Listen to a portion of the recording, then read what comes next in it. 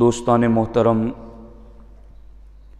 عالمی تحریک سنی دعوت اسلامی کے زیر اہتمام ہفتہ واری سنی اجتماع میں اور آپ شریک ہیں،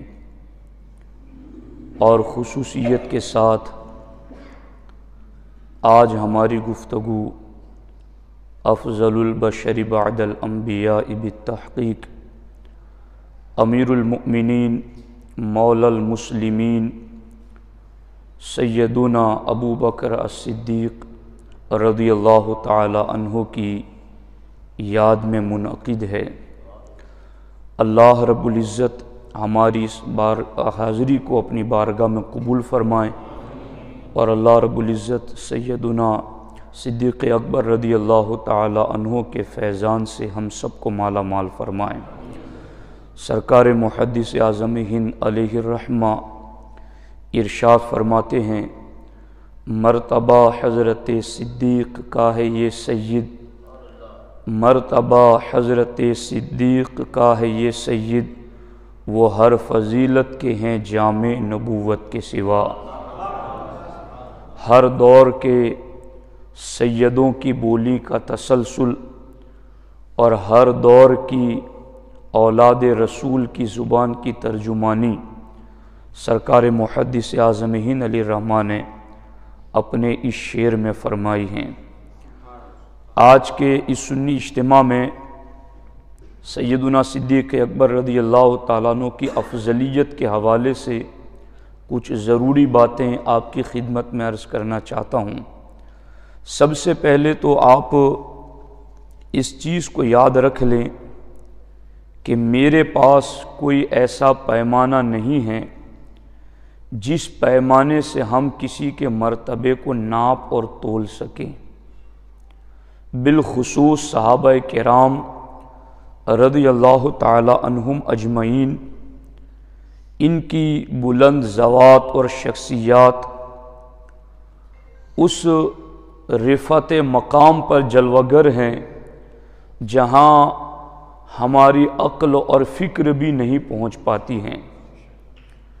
دنیا بھر کے ہزاروں ولی قطب غوث کسی ایک صحابی کے درجے کو بھی نہیں پہنچ سکتے ہیں، تو ہمارے پاس کوئی پیمانہ نہیں ہے جس سے ہم کوئی پیمائش اور ناپ تول کر سکیں۔ لیکن ہاں، اللہ اور اللہ کے رسول نے جن کا جو مرتبہ متعین کیا ہے، پھر اس پر ایمان رکھنا بھی ہر کلمہ پڑھنے والے پر لازم و فرض ہے۔ اور میں نے جمعۃ المبارکہ میں بھی یہ بات آپ کی خدمت میں عرض کی تھی، اور میں یہ سمجھتا ہوں کہ اس چیز کو بار بار مرارن تکرارن تاکیدن عرض کرنے کی ضرورت ہے، تاکہ لوگوں کے دل و دماغ کے اندر یہ بات نقش ہو جائے اور اس کے خلاف اور اس کے مقابل کا وہم و گمان تک دل میں نہ رکھیں کہ ہم افضلیت سیدنا صدیق اکبر رضی اللہ تعالیٰ عنہ کا عقیدہ اگر بیان کرتے ہیں تو معاذ اللہ رب العالمین 100,000 بار اللہ کی پناہ ہمارے دل و دماغ میں کہیں ایک ذرے بھر کا بھی وسوسہ کسی اور صحابی اور اہل بیت کے حوالے سے ہرگز نہیں آتا کہ ہم معاذ اللہ رب العالمین کسی کو ڈیگریڈ کریں، کسی کا مرتبہ گھٹائیں اور پھر کسی کا مرتبہ بلند کریں۔ الحمدللہ رب العالمین، صحابہ کرام وہ بھی ہمارے مقتدی پیشوا اور امام ہیں، اور ائمہ اہل بیت بھی ہمارے مقتدی امام اور پیشوا ہیں۔ لیکن ہم اس چیز کو اچھی طرح جانتے ہیں، بالخصوص میلاد النبی صلی اللہ علیہ وسلم کی محفلوں میں جب خاص طور پر علماء کرام تلک الرسل فضلنا والی آیت پر جب خطاب کرتے ہیں تو بڑے بڑے علماء کے خطابات آج بھی آپ کو تحریری شکلوں میں کتاب میں آڈیو اور ویڈیو میں مل جائیں گے کہ جنہوں نے ہمارے نبی علیہ السلام کی سارے نبیوں پر فضیلت بیان کی اور فضیلت بیان کرتے ہوئے ہر نبی کی جہتوں کو ذکر کر کے حضور کی افضلیت کی جہت کو ذکر کیا۔ کہیں حضرت عیسیٰ علیہ السلام کا ذکر کیا کہ وہ مردوں کو زندہ کر دیتے تھے، تو پھر حضور کی افضلیت بتاتے ہوئے کہا گیا اگر عیسیٰ مردوں کو زندہ کرتے تھے تو ہمارے نبی درختوں میں بھی جان ڈال دیتے ہیں، کنکروں میں بھی جان ڈال دیتے ہیں، جانوروں کو بھی بولنے کی طاقت دے دیتے ہیں۔ جب حضرت سیدنا سلیمان علیہ السلام کی بات کرتے ہیں کہ ان کا تخت ہواؤں میں اڑتا تھا، تو پھر ہم کہتے ہیں بے شک یہ ان کی فضیلت ہے کہ ان کا تخت ہواؤں میں اڑتا تھا، مگر ہمارے نبی کا براق تو آسمانوں سے اوپر بھی اڑتا ہے۔ جب ہم حضرت سیدنا موسیٰ علیہ السلام کا معجزہ بیان کرتے ہیں کہ حضرت موسیٰ بغل کے نیچے ہاتھ دبا کر نکالتے تھے تو سورج کی طرح چمکتا تھا، تو اسی وقت ہم یہ بھی کہتے ہیں کہ بلا شبہ یہ ان کی فضیلت ہے، ان کی کرامت اور ان کی شان ہے، مگر ہمارے نبی کی شان یہ ہے کہ ہمارے نبی کا ہاتھ تو ہاتھ، سرکار جس صحابی کو چھڑی پکڑا دے وہ چھڑی بھی چمکنا شروع ہو جاتی ہے۔ اس طرح میرے بیانات خود یوٹیوب پر کئی موجود ہیں۔ کیا کبھی آپ کے ذہن و دماغ میں یہ وسوسہ آتا ہے یہ بیان سنتے ہوئے کہ معاذ اللہ حضرت عیسیٰ کو، حضرت موسیٰ کو، حضرت سلیمان کو یا دیگر نبیوں کی شان گھٹائی جا رہی ہے؟ ہرگز نہیں، چونکہ ہمارا تو ایمان ہے لا نفرق بین احد من رسلی، اللہ کے رسولوں پر ایمان لانے میں ہم کوئی فرق نہیں کرتے۔ ہمارے نزدیک تو یہ معیار ہے کہ اپنے نبی کا کلمہ پڑھنے والا کم و بیش 1,24,000 نبیوں میں سے کسی ایک کی نبوت کا انکار کر دے وہ بھی کافر ہو جاتا ہے۔ اس لیے کہ ہمارے نزدیک معیار ہے تمام نبیوں کی نبوت پر ایمان رکھنا۔ یہ اور بات ہے کہ کلمہ اپنے نبی کا پڑھے گا، مگر جہاں ہم سارے نبیوں پر ایمان لانے میں فرق نہیں کرتے قرآن کی روشنی میں، وہیں پر قرآن ہمیں یہ بھی تو کہتا ہے فضلنا بعضهم علی بعض، کہ ان رسولوں میں سے ہم نے بعض کو بعض سے افضل بنایا ہے۔ اور جب قرآن نے کہہ دیا کہ بعض کو بعض سے افضل بنایا ہے تو ہم ایمان لانے میں فرق نہیں کرتے، سب پر ایمان لاتے کیونکہ قرآن نے کہا ہے۔ اسی طرح سے ہم بعض کو بعض پر افضل بھی مانتے کیونکہ یہ بھی قرآن نے کہا ہے۔ اور بعض کو بعض سے افضل ماننا یہ باقی بعض کی توہین نہیں ہے۔ اگر باقی بعض کی توہین ہوتی تو قرآن کبھی یہ دستور نہ دیتا۔ جب یہ بات آپ سمجھ چکے ہیں تو پھر یاد رکھیں امت کے اندر سب سے افضل ترین گروہ اگلی امتوں میں اور اس امت میں صحابہ کرام کی جماعت ہے۔ اور اس چیز کو بھی میں آج واضح کر دینا چاہتا ہوں کہ جب بھی ہم صحابہ کرام کا لفظ بولتے ہیں تو بعض لوگوں کو یہ وہم گزرتا ہے کہ یہ اہل بیت کا نام کیوں نہیں بولتے۔ تو یاد رکھنا صحابہ کرام کا لفظ جب بھی بولا جاتا ہے تو اسی میں اہل بیت بھی شامل ہیں، کیونکہ اہل بیت کا وہ فرد جو صحابی نہ بن سکا وہ پھر اہل بیت بھی نہیں ہے۔ ابو جہل و ابو لہب خاندان کے تھے مگر صحابی نہ بن سکے تو پھر اہل بیت بھی نہ بن سکے۔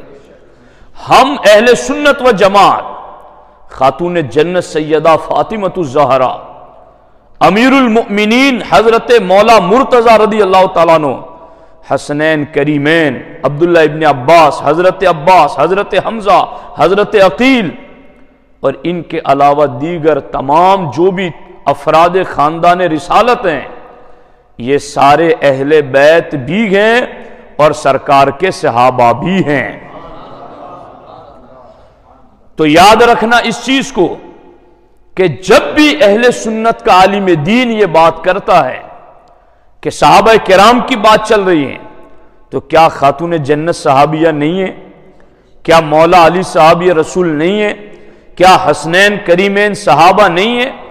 ہاں، یہ اہل بیت ہونا ان کی جزوی شان ہے، ان کی جداگانہ فضیلت ہے، وہ باقی کو میسر نہیں ہے، اور اس میں ان کی جداگانہ شانوں پر، کلام پر بڑی کتابیں بری پڑی ہیں، اور میں بھی فضل ہی تعالی اللہ کے فضل و کرم سے مولا علی کے در کا غلام، جب ان کا دن آتا ہے رمضان میں تو میں ایک دن نہیں مولا علی کی شان پر 3 دن گفتگو کرتا ہوں، اور یہ میں اپنی خوش قسمتی سمجھتا ہوں کہ ہمارا نام بھی ان کے ثنا خانوں میں شامل کر لیا جائے، اور یہ ہماری بخشش اور نجات کا ذریعہ بن جائے۔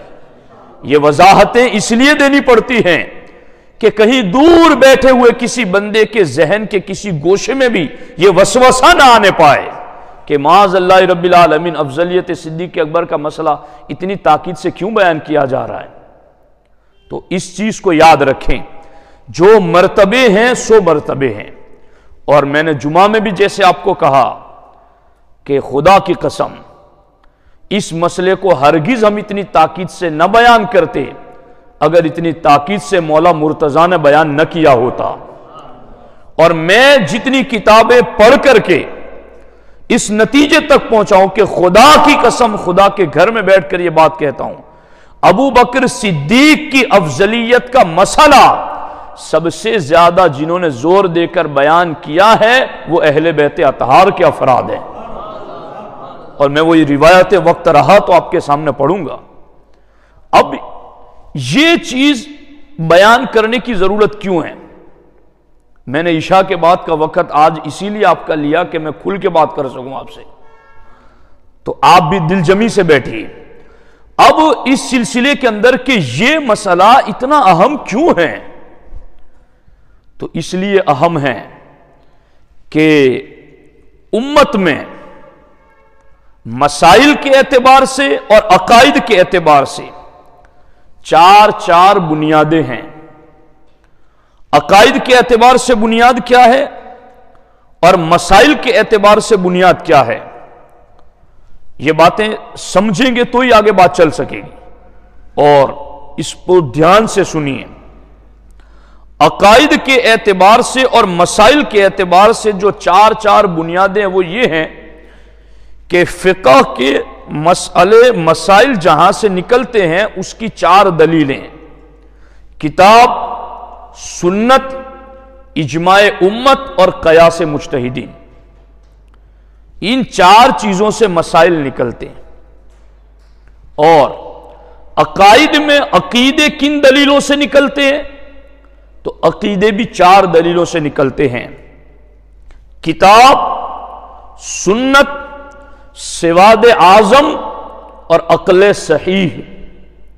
یہ 4 عقیدوں کے ماخذ ہیں کہ عقیدے جتنے نکلتے ہیں وہ ان 4 دلیلوں سے نکلتے ہیں، اور 4 بنیاد مسائل کی اور 4 بنیاد عقائد کی، ان دونوں کو ذکر کرنے کے بعد سرکار اعلی حضرت کیا فرماتے ہیں؟ اعلی حضرت فرماتے ہیں کہ فقہ میں اجماع اقوال ادلہ ہے، فقہ میں اجماع اقوال ادلہ ہے۔ اجماع کا کیا مطلب؟ اجماع کا مطلب یہ ہے کہ امت کے مجتہد اخیار علماء کسی بات کے صحیح ہونے پر جمع ہو جائیں، یہ ہے اجماع، کہ سب کے سب جمع ہو گئے اس چیز پر۔ اور ہمارے نبی علیہ السلام فرماتے ہیں لا تجتمع امتی علی الضلالہ، کہ میری پوری امت گمراہیت پر کبھی جمع نہیں ہو سکتی، اور جس چیز پر جمع ہو جائے وہ گمراہیت نہیں ہو سکتی۔ اور اجماع کتنی بڑی دلیل ہے، اعلی حضرت لکھتے ہیں، اور یہاں اعلی حضرت کو ذکر کرتے ہوئے بھی میرے ذہن میں بہت ساری باتیں ہیں۔ کوئی کل یہ کہہ دے کہ یہ تو اعلی حضرت کی بات کر رہے ہیں نا، ہم نہیں مانتے، تو یہ اعلی حضرت کی اپنے گھر کی بات نہیں ہے۔ اس پر بھی میں دلیلیں دینا چاہوں تو ایک پورا 1 گھنٹے کا خطاب اس پر ہو جائے کہ اعلیٰ حضرت نے یہ بات کیوں کہی ہے، اس کے پیچھے کتنی دلیلیں موجود ہیں، مگر یہ تقلید کا فائدہ ہے کہ سن لو اور مان لو، ورنہ دلیلیں کی دلیلیں ایک ایک بات پر ڈھونڈنے جاؤ گے تو صرف تکبیر تحریمہ میں ہی دلیلیں ڈھونڈتے ہوئے پوری زندگی نکل جائے گی۔ یہ تقلید کا فائدہ ہے۔ تو سرکار اعلیٰ حضرت فرماتے اجماع اقوال ادلہ ہے، قرآن، سنت، اجماع اور قیاس، ان چاروں دلیلوں میں سب سے مضبوط، سب سے قوی اجماع ہے۔ کیسے؟ اعلیٰ حضرت فرماتے اس کی ایک دلیل یہ ہے کہ اجماع کے خلاف کوئی مسئلہ ڈکلیئر کرنے کا مجتہد کو بھی اختیار نہیں۔ اجماع کے خلاف مجتہد کو بھی کسی مسئلے کو ڈکلیئر کرنے اور نکالنے کی اجازت نہیں ہے کہ مجتہد یہ کہیں کہ میں مجتہد ہوں تو اجماع ایک طرف ہے، میرا اجتہاد نہیں۔ اجماع جس چیز پر ہو جائے مجتہد کو بھی اس کے خلاف کا اختیار نہیں ہے۔ اب اگر مجتہد کو ایسا لگے کہ یہ امت کا اجماع جس چیز پر ہو گیا، یار قرآن یہ کہہ رہا اور اجماع یہ ہے، اگر ایسا لگنے لگے کہ اجماع اس چیز پر ہے اور قرآن یہ کہہ رہا ہے، تو چونکہ یہ باتیں میں اس لیے کر رہا ہوں کہ آج لوگوں کو قول بہت نظر آتے ہیں جی، کہ فلاں معاملے میں فلاں بزرگ کا قول ہے، فلاں کا یہ کہا ہے، فلاں نے یہ کہا ہے۔ میں کہتا ہوں اعلیٰ حضرت نے لکھا ہے کہ کون سا مسئلہ ایسا ہے جس میں خلاف قول نہیں ملتا؟ ہر مسئلے میں آپ کو عقیدے اور مسئلے میں اس کے خلاف کسی کا نہ کسی کا قول ضرور مل جائے گا، مگر اللہ نے اور اللہ کے رسول نے ہمیں قول کا پابند نہیں کیا۔ سرکار فرماتے ید اللہ علی الجماع، اللہ کی تائید سواد اعظم اور اجماع امت کو حاصل ہے، بڑی جماعت کو اللہ کی تائید حاصل ہے۔ اس لیے یہ آج سوشل میڈیا پر بیٹھے ہوئے کئی بگوڑے اہل سنت کا نام لے کر اہل سنت پر الزامات تراشتے ہیں اور معاذ اللہ کسی کا قول لے کر آ کر صحابہ گفتگو کر رہے ہیں۔ تو یہ باتیں میں اس لیے کر رہا ہوں، اعلیٰ حضرت فرماتے ہیں اجماع امت کا خلاف مجتہد کو بھی اختیار نہیں، اور اگر مجتہد کو اجماع کے خلاف قرآن میں سنت میں کوئی بات نظر آئے، ایسا لگے کہ یار اجماع اس چیز پر ہے اور قرآن میں یہ بات آئی ہے، حدیث میں یہ بات آئی اور اجماع اس چیز پر ہے، تو اب کیا کریں؟ اعلیٰ حضرت نے فرمایا اگر ایسی صورت کسی مجتہد کے سامنے آ جائے کہ اجماع ایک چیز پر ہے اور انہیں قرآن اور سنت میں کچھ اور نظر آئے، تو اعلیٰ حضرت فرماتے ہیں وہ یہ سمجھیں کہ قرآن اور سنت کو سمجھنے میں میری عقل کا قصور ہے، میری سمجھ کا قصور ہے، اور اگر اس کی سمجھ کا قصور نہیں ہے تو پھر یہ سمجھے کہ قرآن و سنت کا یہ حکم منسوخ ہو چکا ہے۔ سمجھ آ رہی ہے آپ کو؟ اجماع کی شان سمجھ آ رہی ہے؟ یہ ہے اس امت کی شرافت اور کرامت۔ لوگ آج ہمیں یہ بھی کہتے ہیں کہ آپ کو کیا پڑی گئی اس چیز پر بات کرنے کی؟ خدا کے بندو، جس امت کو اللہ نے اتنی بڑی شان عطا کی ہو کہ تم جمع ہو جاؤ تو تمہارے خیر کے فیصلے کو رب پہلے سے اپنی رضا کی مہر لگا دے، اس امت کے اندر کوئی فتنہ گری کر جائے اور علماء خاموش رہے، یہ کیسے ہو سکتا ہے؟ علماء کو بر وقت اس پر بولنا چاہیے، اور جیسا کہ میں نے جمعہ میں بھی علامہ عبدالعزیز فرحاوی رحمۃ اللہ تعالی علیہ کا فرمان ذکر کیا، یجب علی العلماء الاہتمام بمسئلۃ الافضلیت۔ حضرت علامہ عبدالعزیز فرحاوی رحمۃ اللہ علیہ فرماتے ہیں علماء پر واجب ہے کہ وہ ابو بکر صدیق کی افضلیت کے مسئلے کو خاص محفل سجا کے ساتھ امت کے سامنے بیان کریں، یہ علماء پر واجب ہے۔ اب اجماع امت سب سے قوی ترین دلیل ہے، اگر اس اجماع کے خلاف مجتہد کو کچھ نظر آئے تو حکم ہے مجتہد کے لیے، میرے آپ کے لیے تو بات ہی نہیں ہے، مجتہد کی بات ہو رہی ہے۔ آج کے جو شتونگڑے باتیں کر رہے ہیں ان کی کوئی ویلیو ہی نہیں ہے اس کے مقابل کے اندر، یہ تو مجتہد کی بات ہو رہی ہے۔ اور ابتدائے 3 صدیوں کے بعد تو اب کوئی مجتہد بھی نہیں رہا ہے، یعنی اس کیٹیگری کا عالم تو 1000 سال ہو گئے کوئی پیدا نہیں ہوا ہے۔ تو اس مجتہد کے لیے حکم ہے کہ اگر اجماع کے خلاف تمہیں قرآن حدیث میں کوئی بات تمہیں لگے تو اپنی عقل کا قصور سمجھو، اپنی فہم کا قصور سمجھو، ورنہ تم اس حکم کو منسوخ مانو۔ مگر اجماع بہرحال اجماع ہے، اور وہی اقوا ہے، وہی افضل ہے۔ اور اب میں آپ کو بتاؤں یہ باتیں میں کیوں کر رہا ہوں؟ یہ باتیں میں اس لیے کر رہا ہوں کہ قیامت تک کی امت کے اجماع کو سرکار نے یہ طاقت دی ہے کہ قیامت اس پر ہوگا اسے اللہ کی رضا حاصل ہے۔ تو پھر کیا خیال ہے صحابہ کی اجماع کے بارے میں؟ جی، جن کو رب کہے اولئک ھم المفلحون، جنہیں رب کہے اولئک ھم الراشدون، جنہیں رب کہے اولئک ھم الفائزون، جنہیں رب صادقین اور صدیقین کہے، جن کے رب نجات یافتہ فلاح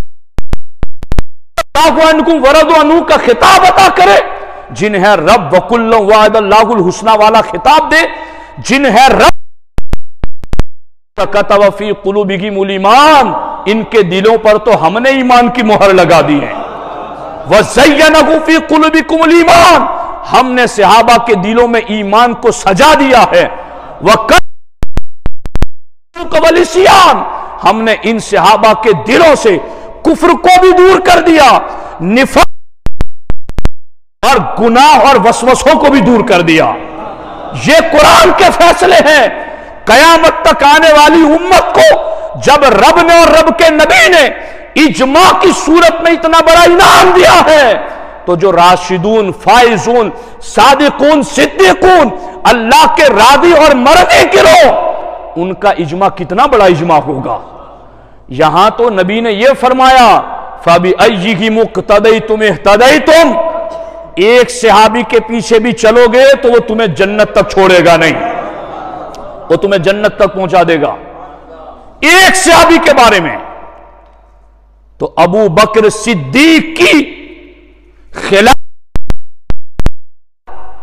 یہ وہ عظیم اہل سنت کا عقیدہ ہے جس پر 1,20,000 صحابہ کا اجماع ہے۔ کیا بات کر رہے ہیں لوگ؟ اجماع ہے ابو بکر صدیق رضی اللہ تعالیٰ عنہ کی خلافت بلا فصل پر۔ اور حضرت سرکار صدر الشریعہ علیہ رحمہ فرماتے کوئی یہ بھی وسوسہ نہ رکھے کہ خلافت پہلے ملی اس لیے امت نے افضل مان لیا، نہیں، خلافت ملی اس لیے افضل نہیں مانا، افضل تھے اس لیے خلافت عطا کی گئی۔ آپ افضل تھے اس لیے آپ کو پہلا خلیفہ منتخب کیا گیا۔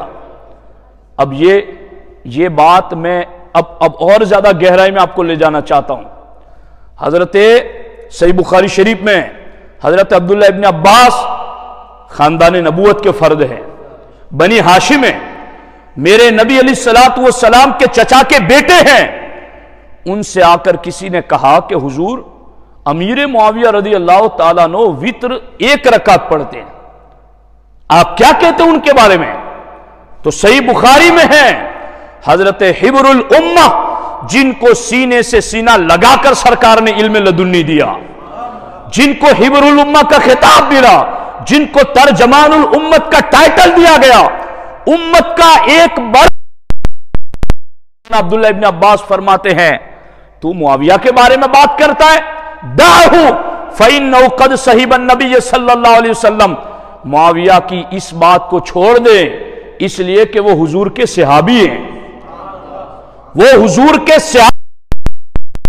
یاد رکھنا یہ ہمارا علم حدیث جو حدیث ہم آپ کے سامنے پڑھتے ہیں اس میں یہ لکھا ہوتا ہے فلاں نے فلاں سے سنا، فلاں نے فلاں سے سنا، فلاں نے صحابی سے سنا اور انہوں نے حضور سے سنا، اس کو روایت کہتے ہیں۔ اور اس روایت پر علم اسماء الرجال میں نقد و جرح ہوتی ہے. نقد و جرح کا معنی ہے ان پر ڈسکس ہوتی ہے کہ وہ کیسے تھے، نماز پڑھتے تھے، روزے رکھتے تھے، فرائض و واجبات کے پابند تھے، بچپن میں کیسے تھے، جوانی میں کیسے تھے، بڑھاپے میں جب حدیثیں لکھواتے تھے تب بھول جانے کی بیماری تو نہیں تھی. یہ ساری باتیں دیکھی جاتی ہیں اور سب پر ڈسکس کی جاتی ہیں.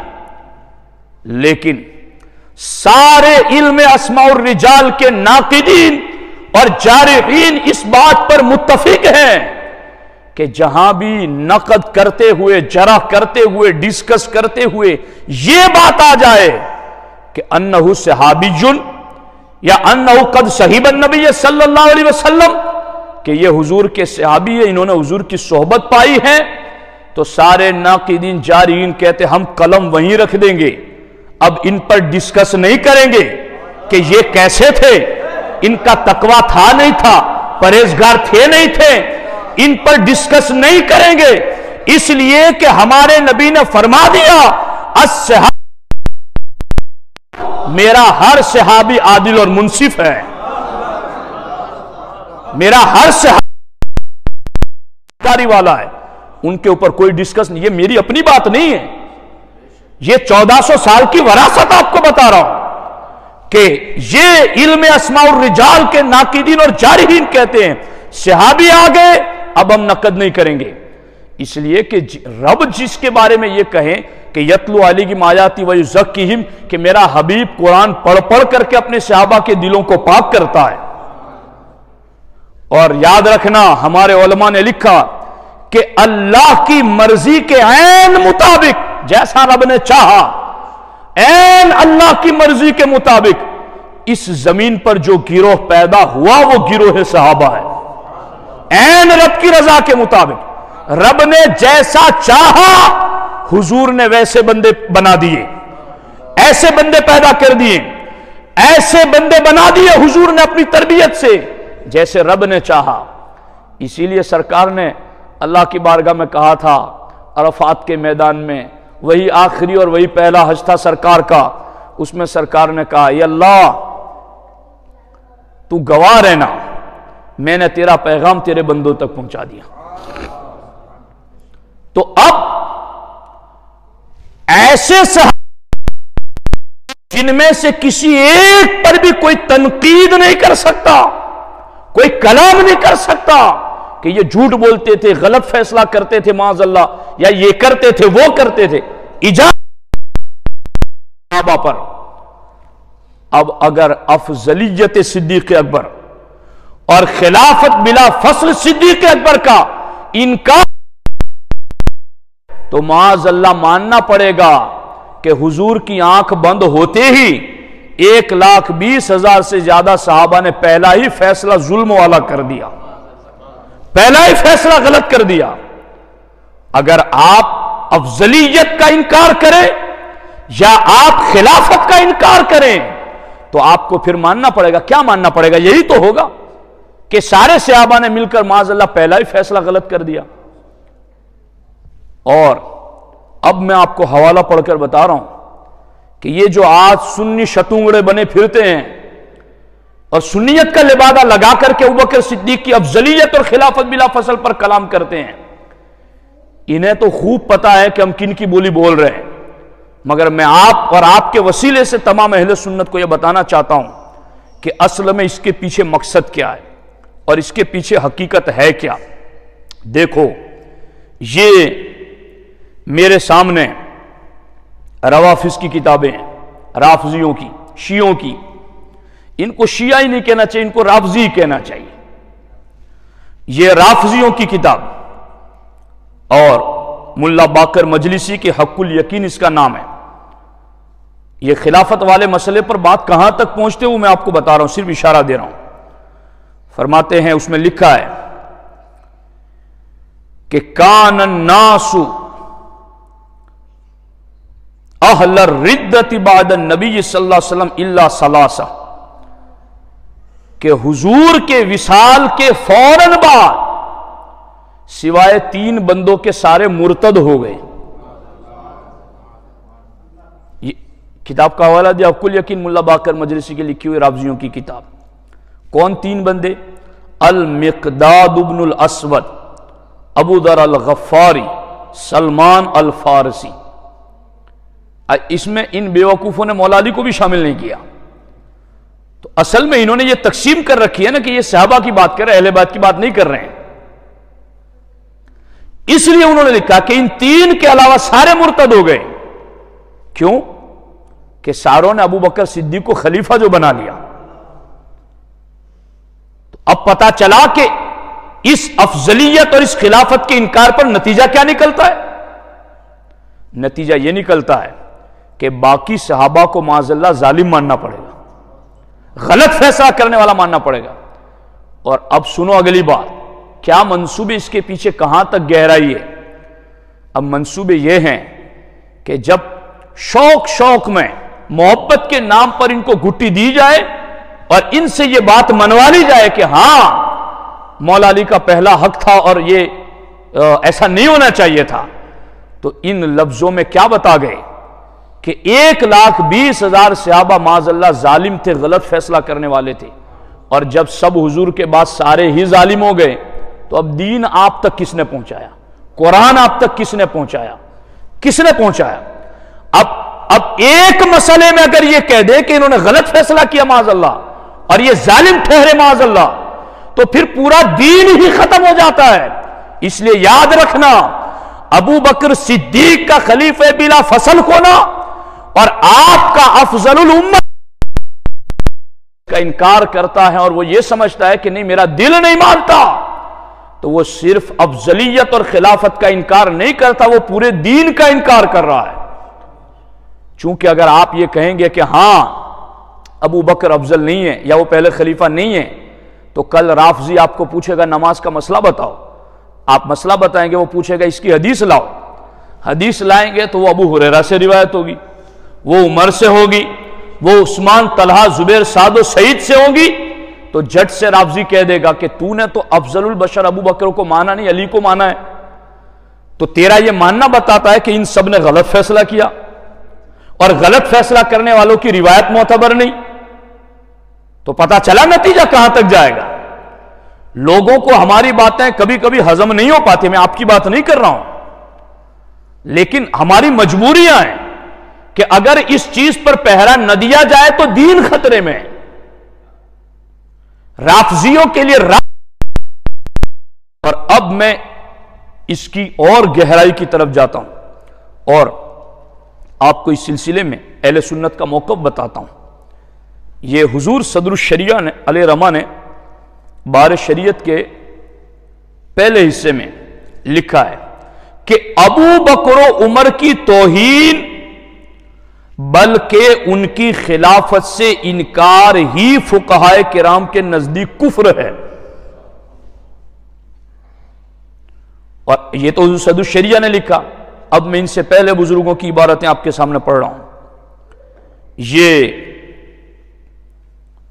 در مختار اور البزازیہ اور اس کے علاوہ فتح القدیر، ان ساری کتابوں میں یہ بات لکھی ہوئی ہیں، ان انکر خلافت الصدیق او عمر رضی اللہ تعالی عنہما فہو کافر، کہ جو ابو بکر و عمر کی خلافت کا انکار کرے وہ کافر ہے۔ اور دیکھیں بحر الرائق میں بھی ہیں کہ ان انکر خلافت الصدیق فہو کافر، کہ اگر کوئی ابو بکر صدیق کی خلافت کا انکار کرتا ہے وہ کافر ہے۔ رد المختار میں بھی کتاب الصلاۃ باب الامامت میں ان انکر خلافت الصدیق او عمر فہو کافر، تبیین الحقائق کتاب الصلاۃ الاحق بالامامت میں ان انکر خلافت فہو کافر۔ ان ساری کتابوں میں اور ان کے علاوہ اور زیادہ کتابوں کے اندر یہ شبیر بھائی ہمارے پوری بخاری شریف کا انہوں نے چونکہ ٹرانسلیٹ کیا ترجمہ گجراتی میں، تو بہت ساری باتوں میں مجھے بھی ان سے کچھ استفادہ کرنے کا موقع ملتا ہے۔ ان کو پتا ہے کہ یہ امتی ہے ابو بکر عمر، اور امتی کے منصب کے انکار پر کفر کیوں نہ ہو، اس پر سارے صحابہ کا اجماع ہے، کیوں نہ ہو، کہ اس پر پورے دین کی بنیاد ہے، اگر اس کا انکار کر دیا جائے تو سارے صحابہ ہی عادل نہیں رہیں گے، اور وہ عادل اور متقی نہیں رہیں گے تو ان کی روایتیں معتبر نہیں رہے گی، اور ان کی روایتیں معتبر نہیں رہے گی تو پھر آگے دین آپ کو کیسے پتا چلا؟ قرآن تو تختیوں پر، چمڑوں پر، پتھروں پر، چادروں پر لکھا ہوا تھا، اس کو یکجا سب سے پہلے جمع کیا ہے تو ابو بکر صدیق نے جمع کیا ہے۔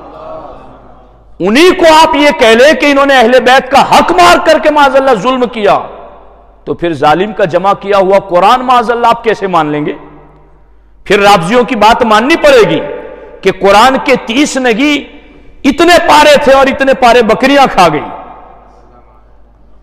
سمجھ آ رہی ہے کہ نہیں آ رہی؟ یہ سارا کچھ جو خرابی ہیں وہ اس کے نیچے ہیں کہ ابو بکر صدیق کی افضلیت اور خلافت کا انکار کیا جائے تو پھر نیچے یہ ساری کھڑکیاں کھل جاتی ہیں۔ اور میں بہت معذرت کے ساتھ کہتا ہوں، میں اپنے علماء اہل سنت کو کہتا ہوں، سنی سادہ کہ اب کون سے وقت تک آپ انتظار کریں گے جب یہ مسئلہ آپ عوام کے سامنے بیان کریں گے؟ اب کون سی گھڑی کا آپ انتظار کر رہے ہیں؟ شانوں میں ابو بکر صدیق کی سب سے بڑی شان ہی تو یہی ہے کہ آپ افضل الامت ہیں، اور اس کو کیوں نہیں بیان کرتے؟ اور اگر میں یہ سمجھوں، میں جانتا ہوں الحمدللہ کہ اہل دیادرہ میں سے کوئی اس چیز کا انکاری نہیں ہے، مگر آج سوشل میڈیا کا دور ہے، لوگوں کے موبائلوں پر کلپیں آتی ہیں، لوگ یوٹیوب پر جا کر سنتے ہیں، اور کون کہاں کس کے کان میں جا کر پھونک مارتا ہمیں نہیں پتا ہے، مگر ہم حالات دیکھیں گے تو مفتی کے لیے بھی یہ حکم ہے، من لم یعرف احوال الزمان فہو جاہل، جو مفتی حالات زمانہ کو نہیں جانتا وہ مفتی نہیں، وہ جاہل ہے۔ حالات زمین کے چل رہے ہیں اور آپ آسمانوں کی باتیں کر رہے ہیں، تو یہ ہے چیز کہ اس مسئلے پر آج ڈسکس کرنا ہم پر فرض اور لازم ہو چکا ہے۔ اب میں اس کی اصل میں نے عبارتیں تو ابھی پڑھی نہیں، صرف ایک مقدمہ آپ کو سمجھایا، اور میں عبارتیں بھی پڑھوں گا آپ کے سامنے۔ اب اصل بات کی طرف میں لے جاتا ہوں آپ کو کہ یہ کہاں سے یہ فتنہ پنپا ہے اور اس کے جراثیم کہاں سے نکلے ہیں، تو اس کے لیے تھوڑی سی آپ کی توجہ چاہیے مجھے۔ یہ جو بات میں عرض کر رہا ہوں یہ تفسیر کبیر میں بھی ہے، امام فخر الدین رازی علیہ رحمہ نے ذکر فرمائی، اور تفسیر نعیمی میں حکیم الامت مفتی احمد یار خان نعیمی علیہ رحمہ نے بھی ذکر فرمائی۔ کیا؟ یہودیوں کی سازشوں میں سے ایک سازش کا ذکر کیا کہ اسلام آنے سے پہلے یہودی اور عیسائی خوب جنگیں کرتے تھے، لڑتے تھے۔ یہودی تعداد میں تھوڑے تھے، عیسائی زیادہ تھے، اور آئے دن مرتے رہتے تھے۔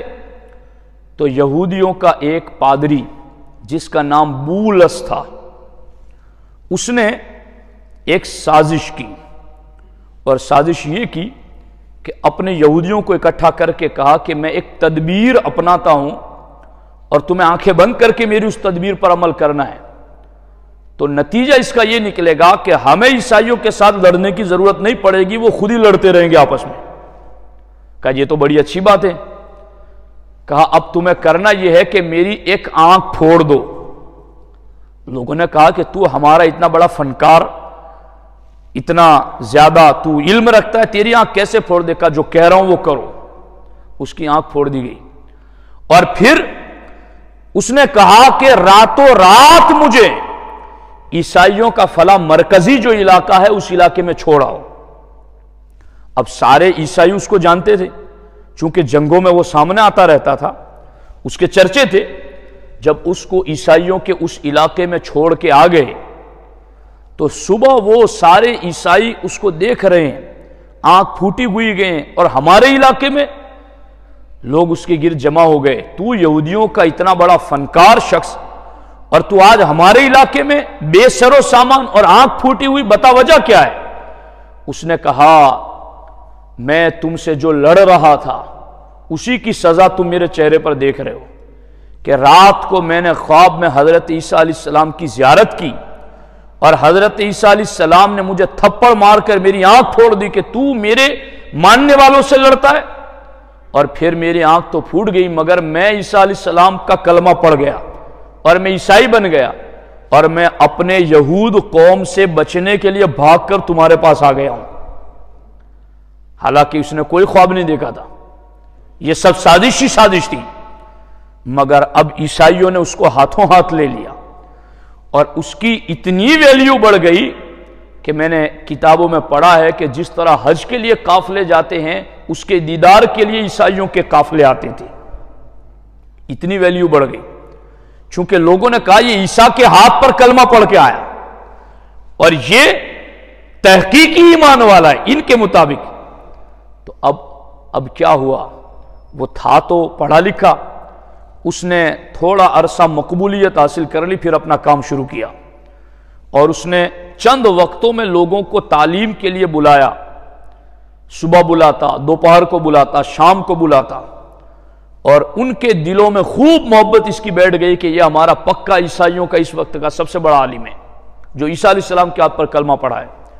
اب اس نے کہنا شروع کر دیا اپنے ماننے والوں کو، چونکہ ان کا عقیدہ ہے عیسائیوں کا کہ عیسیٰ علیہ السلام سولی پر چڑھ گئے معاذ اللہ، حالانکہ قرآن کہتا ہے وما قتلوہ وما صلبوہ بل رفعہ اللہ الیہ، نہ انہیں قتل کیا گیا نہ سولی پر چڑھا گیا، بلکہ اللہ نے ان کو زندہ آسمانوں پر اٹھا لیا۔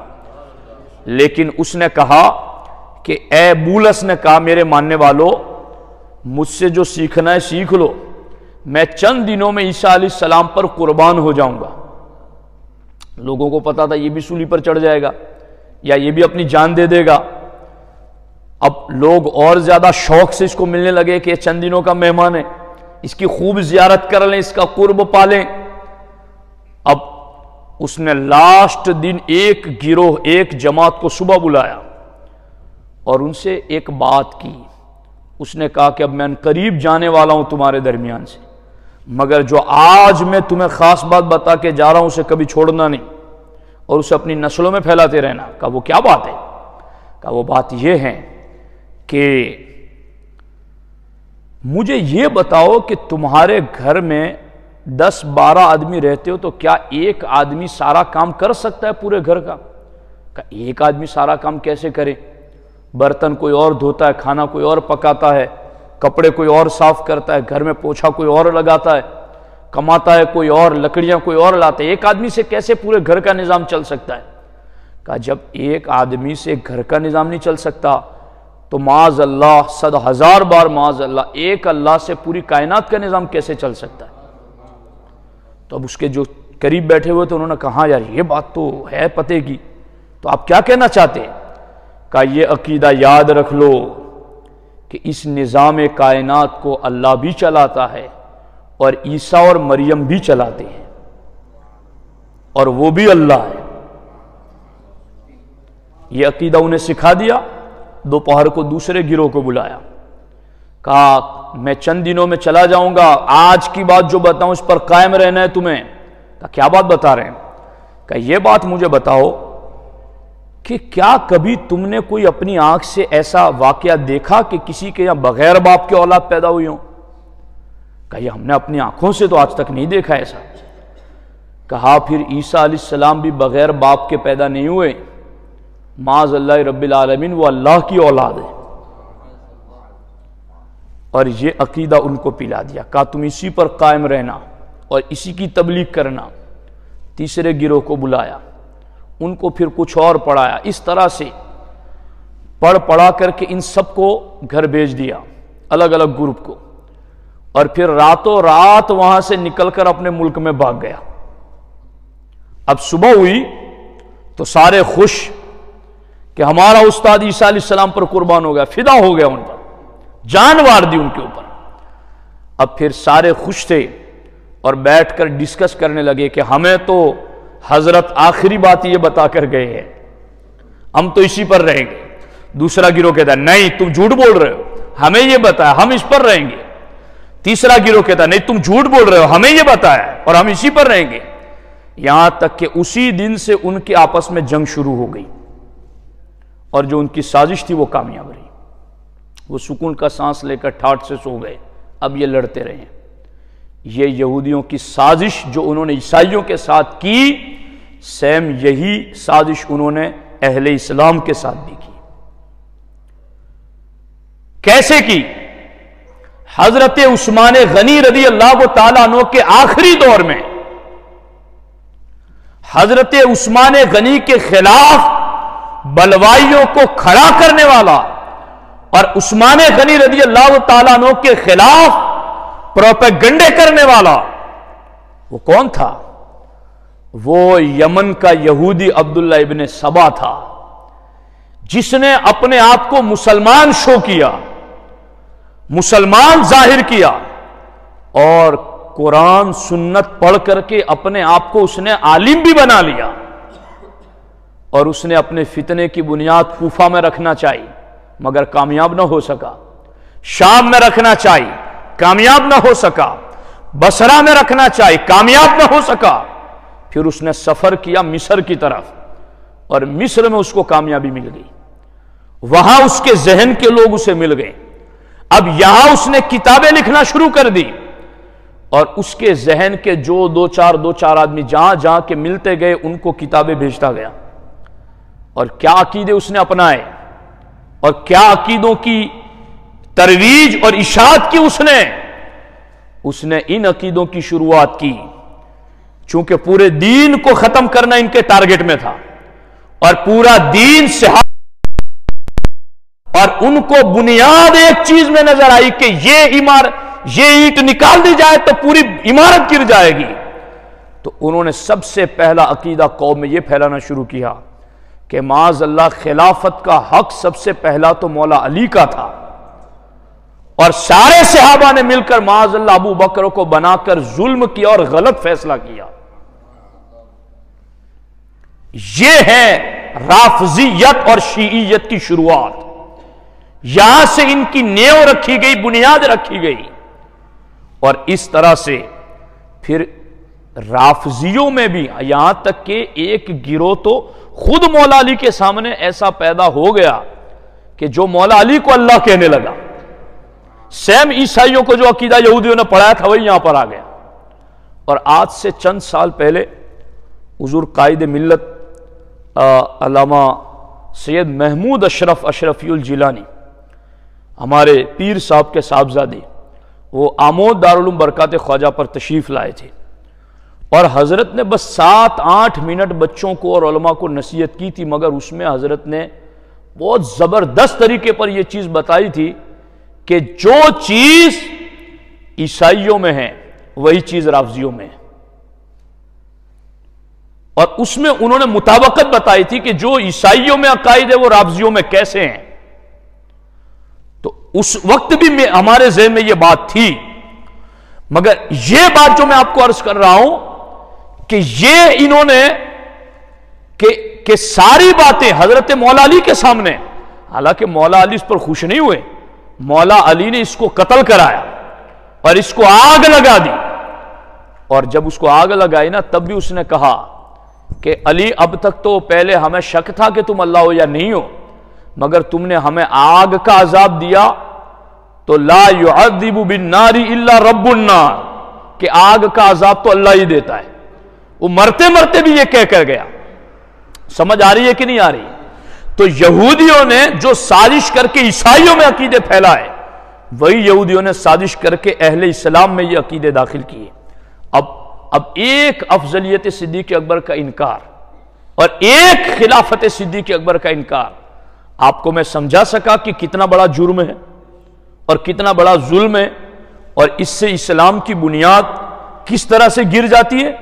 اس لیے اس چیز پر ایمان رکھنا یہ واجب ہے کہ ہم اس چیز پر ایمان رکھیں۔ اب میں صرف چند فرامین اپنے نبی علیہ الصلوۃ والسلام کے اس سلسلے میں جو کمال درجہ صراحت کے ساتھ موجود ہیں میں آپ کی خدمت میں بس پڑھ دیتا ہوں، حالانکہ جو ابھی میں اصل 34 صفحے جو حوالہ جات جمع کر کے آیا ہوں، ابھی میں اس کو کھول رہا ہوں، ابھی میں کھول رہا ہوں صرف، تو یہ 1 گھنٹہ ہو گیا، لیکن وقت زیادہ نہیں لیتا، صرف چند عبارتیں آپ کے سکون قلب کے لیے اور اطمینان کے لیے میں آپ کی خدمت میں عرض کرتا ہوں۔ صحیح بخاری شریف میں حضرت عبداللہ ابن عمر رضی اللہ تعالیٰ عنہ فرماتے ہیں، کُنَّا نُخَيِّرُ بَيْنَ النَّاسِ فِي زَمَنِ النَّبِيِّ صلی اللہ علیہ وسلم فَنُخَيِّرُ أَبَا بَكْرٍ ثم عمر ابن الخطاب ثم عثمان ابن عفان۔ کیا ترجمہ اس کا؟ کہ ہم حضور کی حیات ظاہری میں لوگوں کے ایک دوسرے سے افضل ہونے کی جب بھی بات کرتے تو ہم یہی کہتے نخیر ابا بکرین، تو ہم کہتے ہیں کہ اس امت میں سب سے افضل ابو بکر صدیق ہے، پھر عمر فاروق، پھر عثمان غنی۔ اور طبرانی نے اس روایت کو ارشاد الساری میں ذکر کیا بخاری کی شرح میں، کہ طبرانی نے آگے کہا کہ یہ جو حضرت عبداللہ ابن عمر کہتے ہیں کہ کننا نخیر، یہ اپنی بات نہیں کہہ رہے ہیں، کننا نخیر، ہم سب جب فضیلت بیان کرتے تو ہم ہی یہ کہتے، یعنی یہ کسی ایک صحابی کی بات نہیں، سب کی بات ہے، جمع کا صیغہ ہے۔ اور کہتے ہیں امام طبرانی کہ جب ہم یہ بات کرتے ہیں کہ امت میں سب سے افضل ابو بکر، پھر عمر، پھر عثمان، فَيَسْمَعُ رسول اللہ صلی اللہ علیہ وسلم ذَلِكَ فَلَا يُنْكِرُهُ، تو یہ بات حضور سنتے بھی مگر حضور نے کبھی اس سے منع نہیں کیا۔ اور حدیث کی ایک قسم حدیث تقریری یہ بھی ہیں کہ نبی کے سامنے کوئی بات کی جائے اور نبی خاموش رہے، وہ بھی اللہ رسول کا حکم ہوتا ہے۔ تو یہ حضرت عبداللہ ابن عمر نے صحیح بخاری شریف سے میں نے حوالہ پیش کیا۔ دوسرا حوالہ اس سلسلے میں یہ بھی ہے کہ عبداللہ ابن عمر رضی اللہ تعالیٰ عنہ سے روایت ہے اور ارشاد الساری میں کننا نقول فی عہد رسول اللہ صلی اللہ علیہ وسلم ابو بکر و عمر و عثمان و علی، کہ جب ہم حضور کی حیات ظاہری میں کوئی ترتیب بیان کرتے تو حضرت عبداللہ ابن عمر کہتے ہم یوں ہی کہتے ابو بکر عمر عثمان علی رضی اللہ تعالیٰ عنہ، ہم اسی ترتیب سے ذکر کیا کرتے تھے۔ اور یہ بات تو حضرت مولا پاک رضی اللہ تعالیٰ عنہ کے شہزادے حضرت محمد بن حنفیہ رضی اللہ تعالیٰ عنہ، اور یہ بخاری شریف میں حضرت محمد بن حنفیہ کہتے میں نے اپنے والد ماجد مولا علی سے کہا ای الناس خیر بعد النبی صلی اللہ علیہ وسلم، کہ حضور کے بعد لوگوں میں سب سے افضل کون ہے ابا جی؟ تو حضرت مولا علی کہتے قال ابو بکر، مولا علی نے فرمایا وہ ابو بکر صدیق ہے۔ تو حضرت محمد بن حنفیہ کہتے قلت ثم من، میں نے کہا ابا جی ابو بکر کے بعد کون ہے؟ تو حضرت مولا پاک نے فرمایا ثم عمر، پھر عمر ہیں۔ حضرت محمد بن حنفیہ کہتے وخشیت ان یقول عثمان، مجھے ڈر لگا کہ اب اگر میں نے پوچھا ثم من پھر کون تو عثمان کا نام دیں گے، تو میں نے ڈائریکٹ ہی کہہ دیا ثم انت یا ابتی، ابا جی پھر تو آپ ہی کا مرتبہ ہے۔ تو مولا پاک نے عاجزی کا اظہار کرتے ہوئے فرمایا ما انا الا رجل من المسلمین۔ اللہ اکبر، اللہ اکبر، اللہ اکبر۔ مولا علی خود جانتے ہیں کہ میرا مرتبہ ہے، مگر آپ فرماتے ہیں کہ میں تو مسلمانوں میں سے ایک مسلمان ہوں۔ اللہ اکبر۔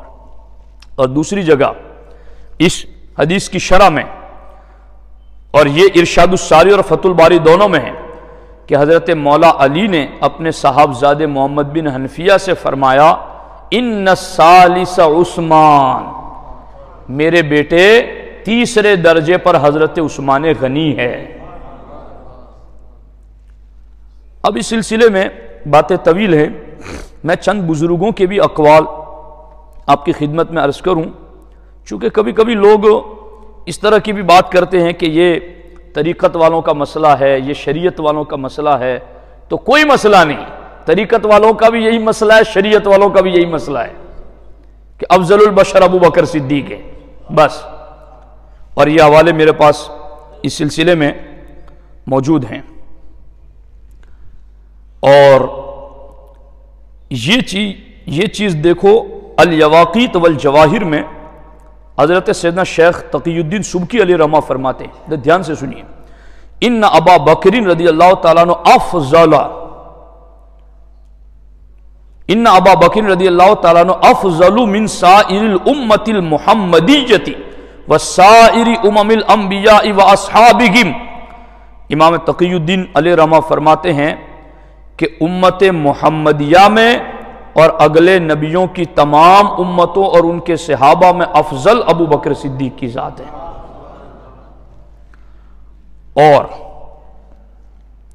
اس کے علاوہ حضرت ابن حجر اسقلانی فرماتے ان الاجماع انعقد بین اہل السنت ان ترتیبہم فی الفضل کا ترتیبہم فی الخلافت، کہ جو خلافت کی ترتیب ہے وہی فضیلت کی ترتیب ہے۔ اور اس بارے میں یہ حضرت سیدنا ابو درداء رضی اللہ تعالیٰ عنہ کے بارے میں یہ بات ہے کہ راستہ چلتے ہوئے حضرت ابو درداء رضی اللہ تعالیٰ عنہ حضرت ابوبکر صدیق سے آگے چل رہے تھے۔ دیکھو راستہ چلتے ہوئے راستے میں آگے چل رہے تھے، تو ہمارے نبی علیہ السلام نے فرمایا یا ابا الدرداء تمشی قدام رجل لم تطلع الشمس بعد النبیین علی رجل افضل منہ، ابو درداء تو ایسے بندے سے آگے چل رہا ہے کہ نبیوں کے بعد اس سے افضل بندے پر سورج طلوع ہی نہیں ہوا، یعنی نبیوں کے بعد سب سے افضل جن کا مرتبہ ہے، جو دنیا میں بھی آخرت میں بھی تم سے افضل ہے، ان سے آگے چل کیسے رہے؟ سرکار کو ان سے آگے راستے میں بھی چلنا پسند نہیں تھا، اور مصلی پر حضرت ابو بکر نہیں تھے تو حضرت عمر کو حضرت بلال نے کھڑا کیا کہ حضرت ابو بکر نہیں ہے تو اب آپ پڑھا دیجئے مصلی پر نماز۔ سرکار گھر میں تھے اور حضرت عمر تھے جہیر الصوت، بہت بلند آواز والے، حضرت عمر آواز دے رہے تھے صفے سیدھی کرو۔ اب حضرت عمر کی آواز آئی، حضور کا کمرہ ساتھی میں تھا، سرکار نے فوراً اپنی طبیعت کی اس حالت کے باوجود بھی سرکار فوراً باہر تشریف لایا۔ سرکار نے فرمایا لا ينبغي لقوم فيهم ابو بکر ان يؤمهم احد غیرہ، سرکار نے فرمایا جس قوم میں ابو بکر ہو وہاں مصلی پر ابو بکر کے علاوہ کوئی اور نہیں کھڑا ہو سکتا، تو نہ مصلی صدیق کی موجودگی، اور مولا پاک رضی اللہ تعالیٰ عنہ نے اسی مصلی سے استدلال فرمایا۔ مولا علی کے پاس دو بندے آئے تھے اور کہا تھا آپ سب سے افضل ہیں، اور آپ نے ابو بکر و عمر کو برداشت کیا، آپ نے ایسا کیوں کیا؟ تو مولا علی فرماتے ہیں جب حضور کی وفات کا وقت آیا تو حضور کے پاس بیٹھا تھا یا میں حضور کے پاس بیٹھا تھا؟ جی مولا علی فرماتے ہیں نہ میں بیمار تھا نہ میں غائب تھا، میں ہی تو حضور کے پاس بیٹھا تھا، اور پانچ وقت بلال پوچھنے آتے حضور نماز کا وقت آ گیا کون پڑھائے گا؟ سرکار مجھی کو اور عباس جا کر ابو بکر کو کہو نماز پڑھائے، جاؤ جا کر ابو بکر سے کہو کہ وہ لوگوں کو نماز پڑھائے۔ مولا علی فرماتے ہیں کہ تم مجھ سے پوچھ رہا ہے کہ افضل کون ہے؟ جسے نبی نے ہمارے دین کا امام بنا دیا، ہم نے اسے اپنی دنیا کا امام مان لیا۔ یہ ہے تو سرکار دو عالم صلی اللہ علیہ وسلم راستے میں بھی ابو درداء کو آگے نہیں چلنے دیتے ابو بکر صدیق سے، اور مصلی پر سے بھی حضرت عمر کو واپس بلایا، عمر ابو بکر کی موجودگی میں نہیں۔ اور پھر آگے اس سلسلے میں ہمارے بزرگوں کا اس بارے میں، چونکہ ان کو پتا تھا نا جو گہرائی میں نے آپ کو بتائی کہ بنیاد ہے یہ چیز، تو حضرت ابراہیم نخعی کے پاس ایک آدمی نے کہا کہ مجھے ابو بکر و عمر کی نسبت علی سے زیادہ محبت ہے۔ اب یہ محبت کا مسئلہ زیادہ ہو سکتی ہے کم زیادہ، لیکن یہ اس سے افضل بتانا چاہتا تھا، ورنہ محبت یہ فطری، یہ مطلب بندے کے کنٹرول میں نہیں ہوتی، محبت اگر آدمی کسی سے زیادہ کرتا ہے تو اس میں نہیں، مگر عقیدہ وہی رکھے۔ حالانکہ اگر صحیح دلائل کے ساتھ اگر بندہ پڑھے تو پھر اس کی محبت بھی ترتیب کے ساتھ ہو جائے، مگر اس میں بندے کو شرعی طور پر گرفت میں نہیں لیا جاتا۔ اب اس نے یہ کہا کہ میں ابو بکر و عمر کے بالمقابل علی کو افضل مانتا ہوں، تو حضرت ابراہیم نخعی نے کہا لا تجالسنا بمثل هذا الکلام، ہماری محفل میں بیٹھ کر ایسی باتیں نہ کیا کرو جی۔ اور پھر کیا کہا؟ حوالہ کیا دیا؟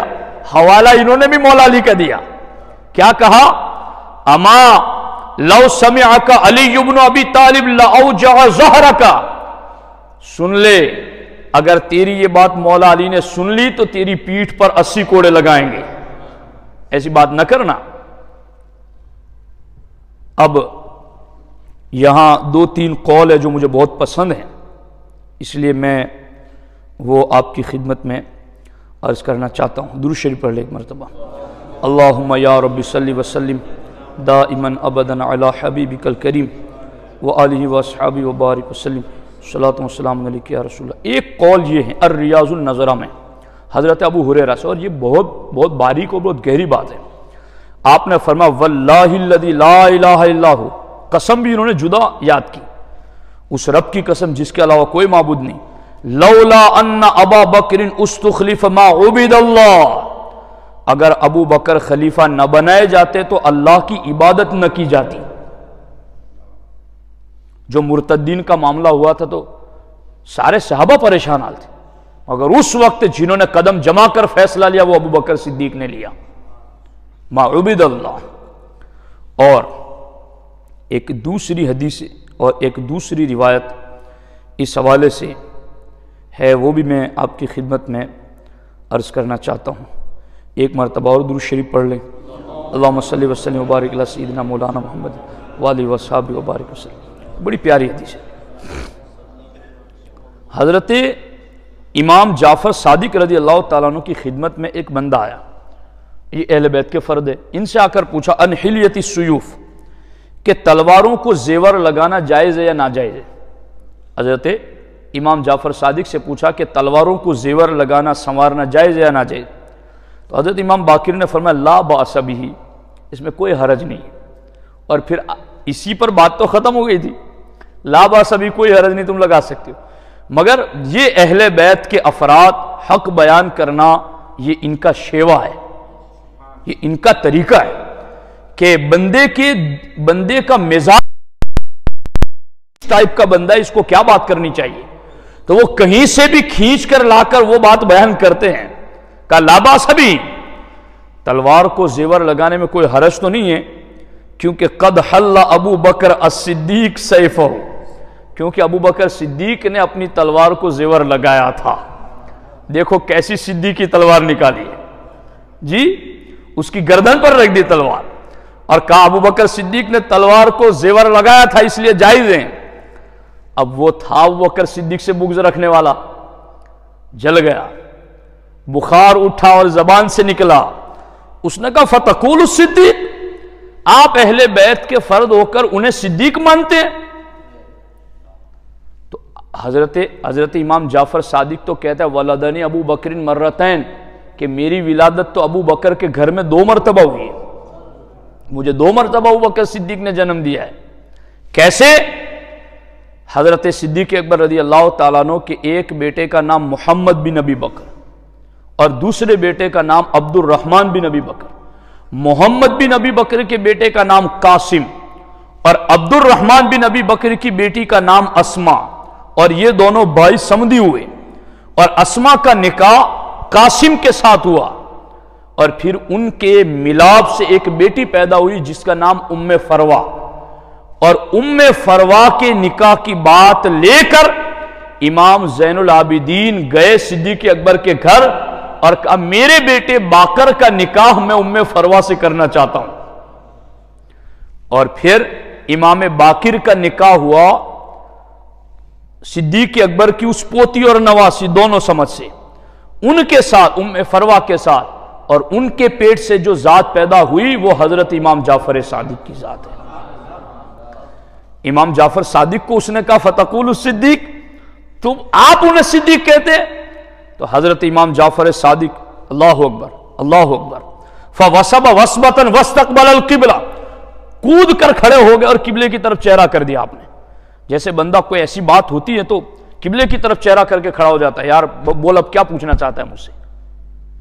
فوسب وسبتا، اچھل کر کود کر کھڑے ہو گئے فوراً، واستقبل القبلہ، اور قبلے کی طرف چہرہ کر کے کہا نام الصدیق، نام الصدیق، نام الصدیق، ہاں میں انہیں صدیق مانتا ہوں، صدیق مانتا ہوں، صدیق مانتا ہوں۔